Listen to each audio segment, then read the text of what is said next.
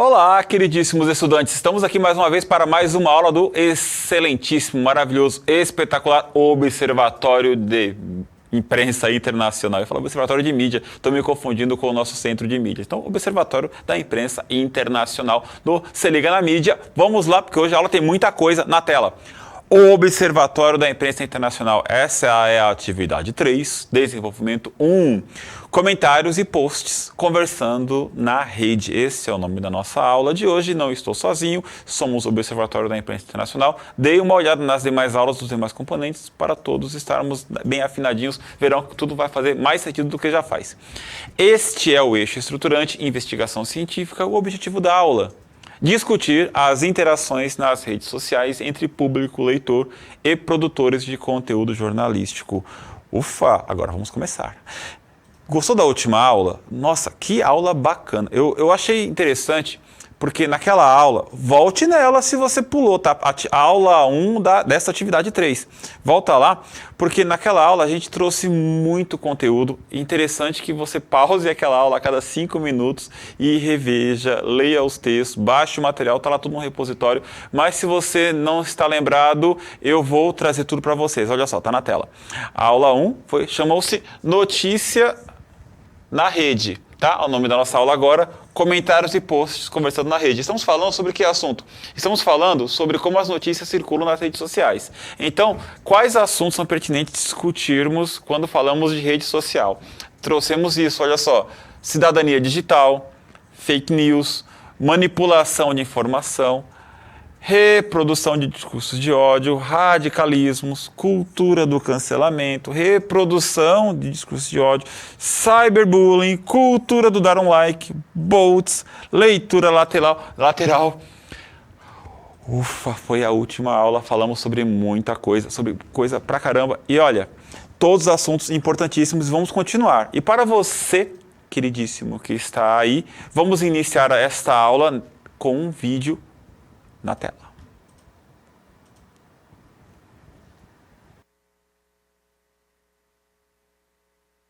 Bom dia, boa tarde, boa noite, pessoal. Hoje a gente vai falar sobre como buscar informações confiáveis. Atualmente, a internet enche a gente de informação de forma muito acessível. Tá todo mundo produzindo conteúdo para a internet. Dessa maneira, a gente consegue acessar bastante informação. Mas a gente tem que tomar cuidado e buscar essas informações de forma confiável. Mas como fazer isso? Um dos pontos mais importantes é a fonte daquela notícia ou daquela informação. Normalmente, a gente procura o que foi informado para a gente em pelo menos 2 sites ou 2 jornais. A gente tem algumas maneiras de ver se a fonte é confiável e se aquela notícia é verdadeira. A gente pode ver se os grandes jornais, sites, estão falando sobre ela. É uma maneira de conferir se aquilo realmente aconteceu. Também, se o texto for bem escrito, é um sinal de que ele passou por muitas revisões. Então, a chance daquilo ser mentira é muito menor, porque às vezes tem uma equipe por trás daquele texto e não só uma pessoa que escreveu o que quis. Se o texto é composto de muitos exageros, também tem que tomar cuidado. Mesmo que tenha uma pontinha ou outra de verdade, aquilo não está sendo mostrado para você com um olhar neutro e pode acabar influenciando a sua opinião, além de omitir algumas informações sobre aquele fato. Outros sinais de que a notícia é real também são mostrar o autor daquele texto ou então quem deu aquela informação e também a data que aquilo foi escrito.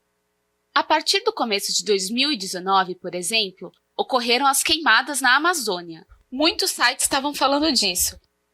E um confirmava as informações do outro. Esse é um dos indícios de que esse texto tem fontes confiáveis. Conferir as notícias é muito importante hoje em dia.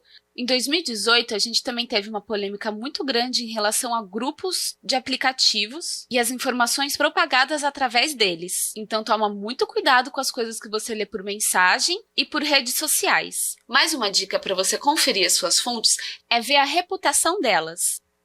Também existem agências de checagem de notícias, que analisam as informações de diversos sites para checar a veracidade dessas notícias. Eles chamam sites de checagem. Eles falam sobre os jornais e também sobre as notícias. O iFarsas é um site muito legal que desvenda essas notícias falsas que são propagadas principalmente pelo WhatsApp. E o Fake Noise é um quadro em um canal do YouTube que também tem a mesma função. Além desses, a gente também pode contar com a agência Lupa, com a Boatos.org, a Abrage, que é a Associação Brasileira de Jornalismo Investigativo, e até mesmo com o site da Justiça Eleitoral, que é do TSE, tse.jus.br. Assim que você receber uma notícia, não importa qual seja, pesquisa na internet para ver se tem outras parecidas e faz a checagem dessa notícia, que vai ser um jeito muito melhor de se informar.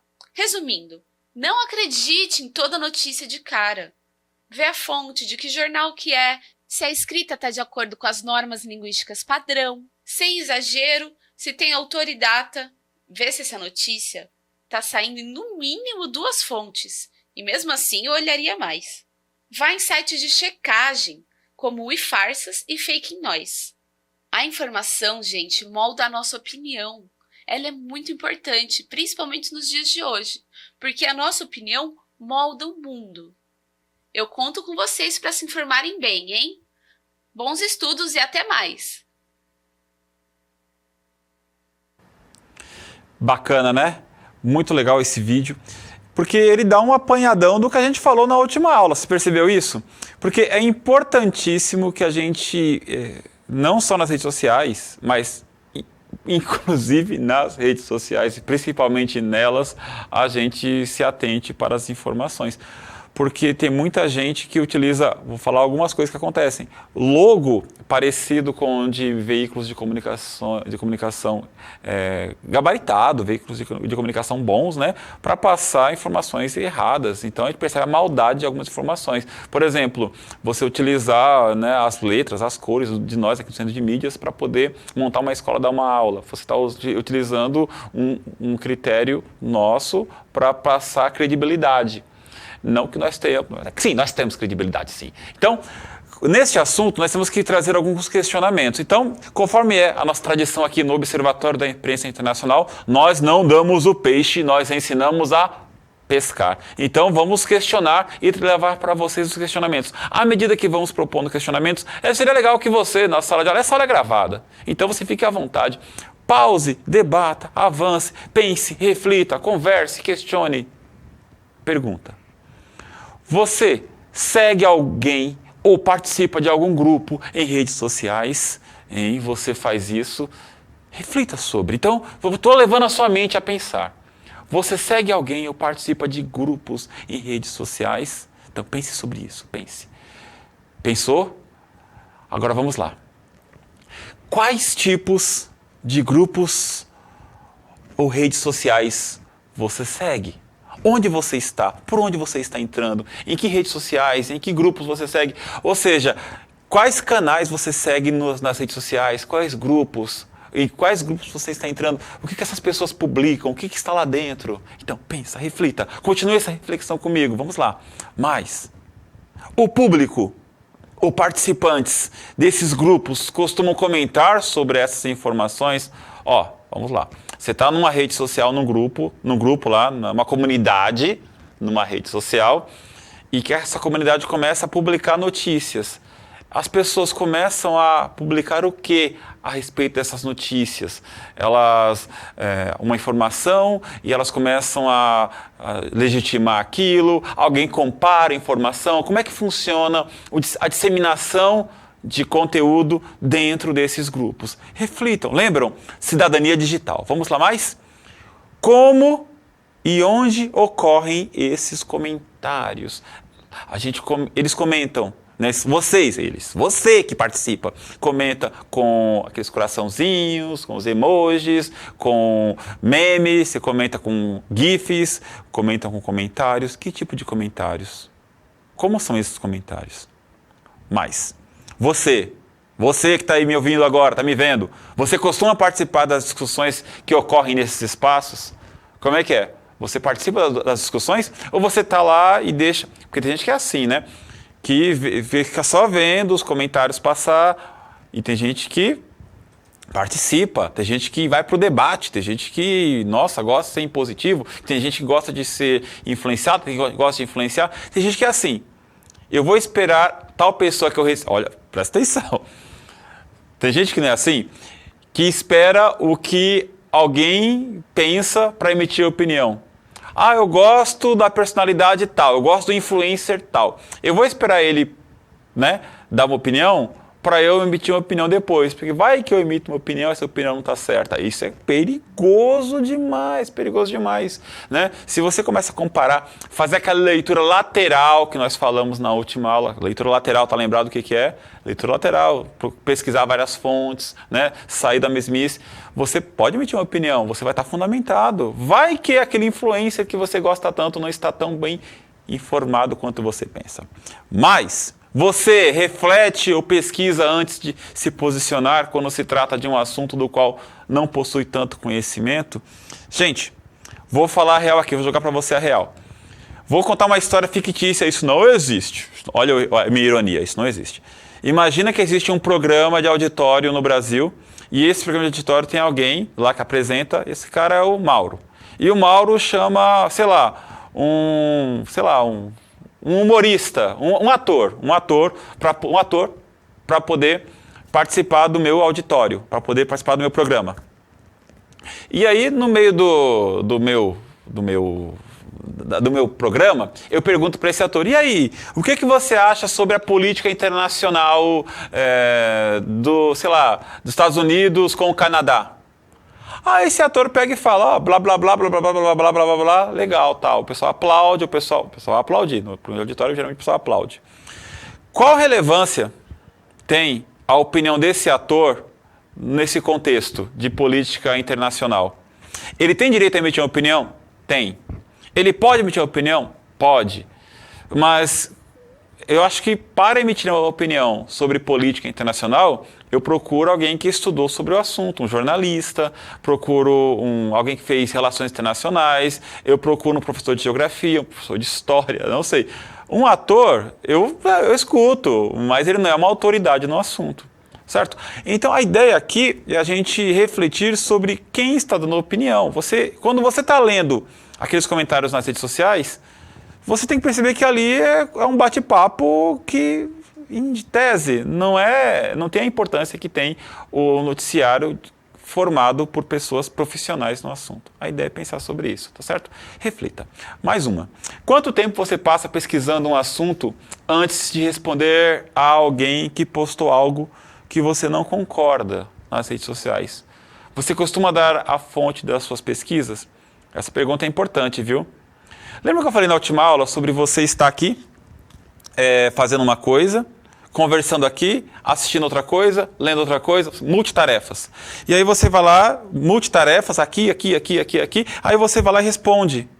E cuidado com isso, porque às vezes você responde rapidão aqui para poder se livrar dessa tarefa e já tratar de outra coisa aqui, e você emite uma opinião irresponsável, um juízo de valor muito errado, você não reflete sobre o que você está fazendo. Então tome cuidado com isso e reflita antes. Ou seja, pense muito antes de emitir alguma opinião e reflita, dê as fontes. As pessoas geralmente na internet elas querem responder tudo muito rápido nas redes sociais. Isso é perigosíssimo, tá certo? E aí, vamos refletir mais? Qual é a sua experiência com fake news?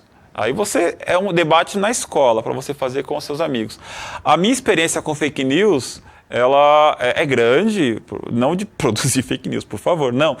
Porque como eu sou professor de língua portuguesa, isso que falaram no vídeo, eu consigo pegar muito fácil. E é uma experiência que vocês deveriam ter em estudar mais língua portuguesa, porque a gente percebe no texto quando ele é mal escrito. E geralmente quando o texto é mal escrito, quando é uma notícia, quando é uma reportagem, geralmente é um texto que não foi revisado. Os jornalistas profissionais têm muito zelo com o texto. A faculdade de jornalismo, ela trabalha muito a língua portuguesa. O profissional, ele tem, língua portuguesa 1, 2, 3, 4. Ao longo de toda a faculdade, ele estuda língua portuguesa para poder tratar do texto. Então, é editor que trabalha no texto, é o roteirista, é muita gente, é muita gente. Então, bom, a minha experiência é essa, eu consigo observar, mas eu não estou isento de cair numa fake news, ninguém está. Então é importante que quando você vai ler alguma informação, você compare com outros jornais, perceba se existem várias fontes, vários jornais emitindo a mesma opinião. Compare, certo? Leitura lateral é a palavra. Qual a sua experiência com bots? Os bots, e aí? Você já, sei lá, seguiu alguma conta em alguma rede social e depois percebeu que aquela conta desapareceu, era falsa? Em geral é isso, né? Um bot é aquele perfil falso na internet feito, sei lá, para apenas propaganda, publicidade ou para disseminar ideias. Né? Cuidado com isso. Mais perguntas para você. Você já sentiu que em alguma situação as notícias que chegavam até você eram manipuladas? Se sim, o que você fez? Grande debate, hein? Manipulação, até vou grifar essa palavra aqui que é importantíssima. Manipulação, isso é importantíssimo. Gente, a gente está falando de redes sociais. Nas redes sociais é complicado a gente pensar na veracidade da notícia. Será que aquela notícia ela é verdadeira? Então, por isso que é importante, muito importante, a gente analisar isso. Nós, do Observatório Internacional, nesse componente, a gente tem que, para produzir o nosso observatório, temos que olhar direitinho, comparar, né, e ver como é que essas notícias funcionam. Então, um exercício para vocês que temos que fazer até o final desse componente é isto. Pega lá a notícia no jornal, no jornalista, no canal, né, e vê como elas se comportam nas redes sociais. Isso é importantíssimo, tá bom? Mas, pergunta séria.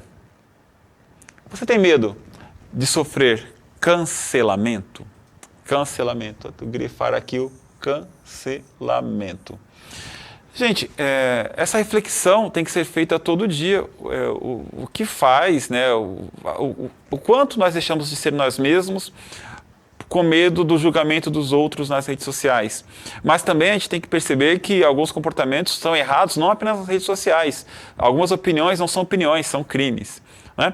Então a gente tem que, de certa forma, prestar atenção em tudo isso e agir, né, de modo a pensar que as pessoas têm que ser respeitadas, que existe uma história do mundo que nos serve de exemplo para alguns comportamentos que são inadequados desde sempre e que a gente tem que evoluir à medida que o mundo, né, passa, à medida que as coisas vão acontecendo. Certo?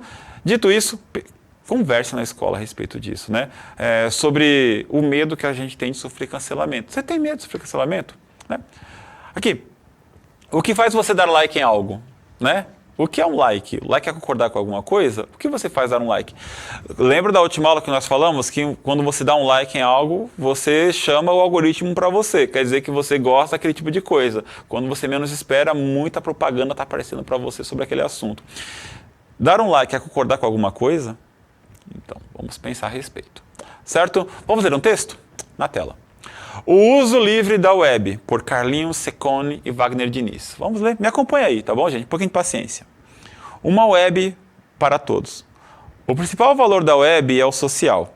Mais do que tecnológico, a web é um ambiente de comunicação humana, de transações comerciais, de oportunidades para compartilhar conhecimentos. E, para ser um ambiente universal, deve estar disponível para todas as pessoas, independentemente dos equipamentos e softwares que utilizem, mas principalmente da cultura em que se inserem, da localização geográfica, das habilidades físicas ou mentais, das condições socioeconômicas ou de instrução. Uma web confiável. A web introduziu novos modos de estabelecer relações sociais. Encontros, relações pessoais e transações comerciais acontecem também neste ambiente. A confiança na web está diretamente associada ao direito de ampla liberdade de expressão, pesquisa e navegação, com a adoção de padrões e modelos tecnológicos que garantem privacidade e segurança aos usuários. Uma web de múltiplos autores e leitores. A web é mais que um ambiente de leitura e pesquisa. Como ferramenta de comunicação, ela possibilita que qualquer pessoa, a qualquer momento, compartilhe conhecimentos. Prover conteúdos na web não é mais uma ação unidirecional. A publicação na web hoje é uma confluência de hiperlinks de múltiplos autores interagindo. Manter essa arquitetura e adotar padrões universais são também garantias da sua diversidade. Então, antes de essa pergunta, volta para mim aqui rapidão. Gente, quando a gente fala que a web, a internet, quando eu falo web é a internet. A internet, eu lembro quando começaram a falar sobre a internet no Brasil, nossa, quanto tempo, né? Parece que é tanto tempo, e a gente falou assim, a internet vai possibilitar que a gente faça conversa com pessoas do mundo inteiro. E quando surgiu, ela meio que não era isso, porque tinha lá os sites, era difícil interagir nos sites, porque precisava fazer cadastro, né, para você, tinha lá uma notícia no portal tal. Para poder comentar, você tinha que fazer o cadastro no portal, porque eles queriam de fato ganhar mala direta, né? Então era isso. Quando surgiram as redes sociais, é que essa comunicação, de fato, ela foi alavancada, ela aconteceu de fato. Com as redes sociais, as pessoas não precisavam fazer cadastro para fazer comentário. Você tinha lá, sei lá, o canal do Centro de Mídias, não existia, vamos colocar essa ideia. Existia lá o canal do o site do Centro de Mídias, em 1997, vamos supor que existisse. Para você fazer comentário, você tinha que fazer um cadastro, associar o seu e-mail para poder fazer o comentário. Era muito lento, muito chato, às vezes dava erro, e a internet nem era tão rápida, né? Então, o que aconteceu? Em 2010, eu acho 2011, lá quando surgiram, as redes sociais surgiram antes, mas quando surgiram os smartphones, as redes sociais foram para os celulares, ou seja, fazer um comentário numa reportagem deixou de ser dentro do site da agência e começou a ser dentro da rede social. A internet revolucionou. Então, o que acontece? É muito fácil fazer um comentário, porque deixou de ser unidirecional. Não é apenas o jornalista que produz, qualquer pessoa produz. E essa responsabilidade que o jornalista leva 4, 5, 6 anos estudando numa universidade, depois se aprimora no trabalho, a gente não tem. Ainda mais, imagina, um menino de 10, 9 anos com um celular na mão, ele pode compartilhar notícias e causar uma tragédia. Você, com a sua idade, se um menino de 9 anos não pode, você com a sua idade também não pode, ninguém pode, certo? Responsabilidade, ok? Cidadania digital. E eu pergunto para vocês, como são as interações nas redes sociais? Eu não estou perguntando as suas interações, eu estou perguntando as interações no geral. E aí é uma reflexão que a gente tem que fazer. Vamos pensar juntos. Como são as interações? Eu lembro que eu falei da última aula, o Ariano Suassuna, ele dizia isso. Ele falava assim, olha, aquilo que é bom de viver é ruim de contar, aquilo que é ruim de viver é bom de contar. Ou seja, a gente gosta de... Está no ser humano a curiosidade pela tragédia, né? Tem aqueles acidentes de trânsito, né? Para um lado e para o outro lado também. As pessoas que estão paradas por causa do acidente, as pessoas do outro lado querem ver. Então, a gente tem que tomar cuidado com isso. As interações, elas têm que ser construtivas e temos que trabalhar para isso, sem preconceito, uma cultura da paz, sem violência, sem discursos de ódio. E é isso. Então, reflita como são as interações nas redes sociais que você frequenta, nas comunidades que você frequenta, com as notícias que você costuma ler, certo? Mas, qual a diferença na natureza das interações nas diferentes redes sociais? Olha, vamos lá. A natureza nas diferentes redes sociais. Então, reflita sobre isso.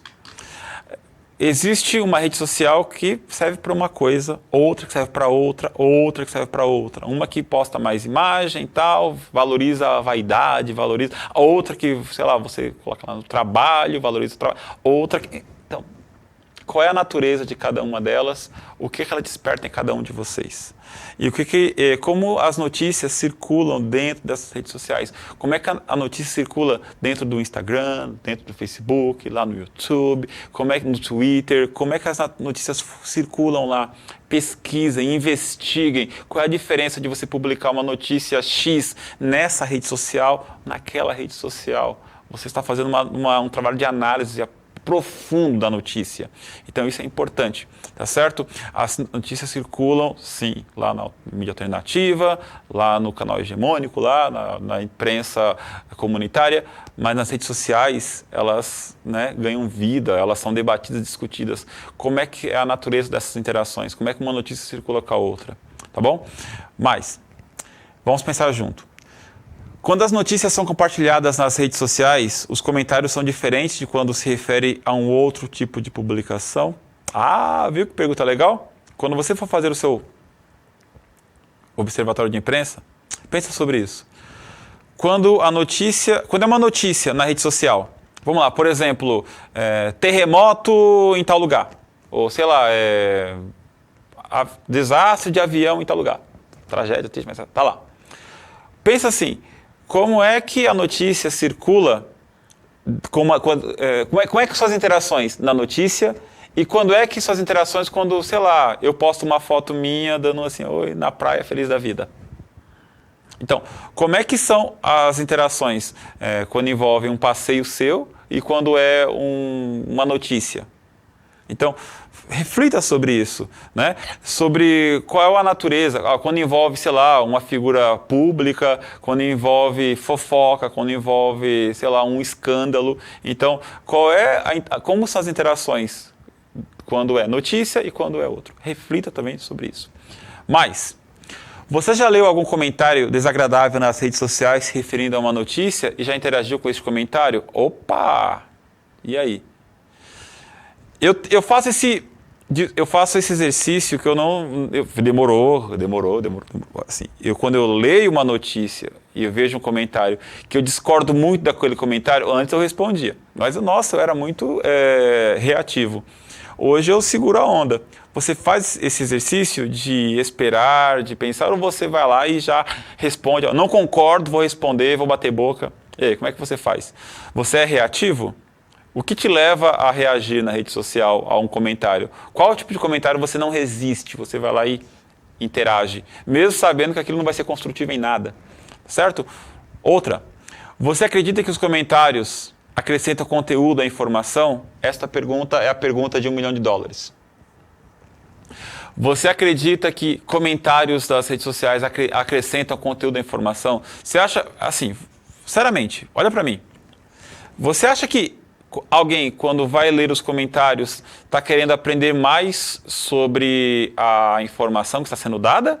Ou está apenas ali para poder ver, sei lá, o fogo no parquinho, né, como diriam? Então, por isso que é interessante participar de comunidades que são mais responsáveis. Porque nessas comunidades, dentro das redes sociais, geralmente os comentários acrescentam a informação e não apenas ficam especulando, gerando confusão. Certo? É isto. Então, o que você vai fazer agora? Pesquise outros termos associados a problemas na comunicação e relações nas redes sociais, além dos apresentados nesta aula. Continue organizando o glossário. Lembra daquele lá da atividade 1? Começamos a organizar um glossário, palavras, né, das redes sociais, bolha, media checking, sei lá. Então, procurem aumentar esse vocabulário, não esquecemos deles. Tá certo? Então, continue esse debate. Uma coisa... Esta aula e a aula anterior, nossa, elas foram enormes, cheias de conteúdo, cheias de informação, mas com discursos muito importantes. Não é porque foi eu que estou discutindo, não. É porque o debate mesmo é importante. A ideia é que você faça o que agora? Anote o que você entendeu dessa aula, anote os pontos importantes. Se tiver tempo, e eu quero que você tenha essa responsabilidade, volte nessa aula, volta lá no minuto 1. Tá certo? E retoma alguns elementos importantes. Olha, assunto importante. Olha, a retomada da aula anterior, responsabilidade, web para todos. Retoma os elementos importantes dessa aula, tá certo? E faça um resumão para você guardar isso. E muito importante. Esta aula e a aula anterior foram fundamentais para a construção do seu observatório de imprensa internacional. Para você que está sem professor na aula agora, elabore o glossário ao fim da aula, assim como sugerido. Após isso, compare as respostas dadas pelo professor aos questionamentos levantados às suas. Ou seja, compare aquilo que eu fui falando ao longo da aula com aquilo que você foi respondendo. Se você está com seus colegas, com o professor, você pode fazer uma roda de conversa maravilhosa. Se você está só comigo aqui, compare aquilo que eu fui falando com aquilo que você foi respondendo. Como são as suas interações nas redes sociais, tá certo? O que aprendemos hoje? Discutimos as interações nas redes sociais entre público leitor e produtores de conteúdo jornalístico. O que vem por aí? vem uma aula maravilhosa chamada Formas de Interagir nas Redes Sociais. Vai ser muito bacana. Foi um prazer estar com vocês hoje, participar dessa aula. Não esqueça de avaliar, tá aí o QR Code, o link para você dizer o que você achou da nossa aula. Vai lá, diga, é muito importante para nós, eu quero melhorar esse trabalho. Tá bom? Um grande abraço, tchau, tchau, valeu!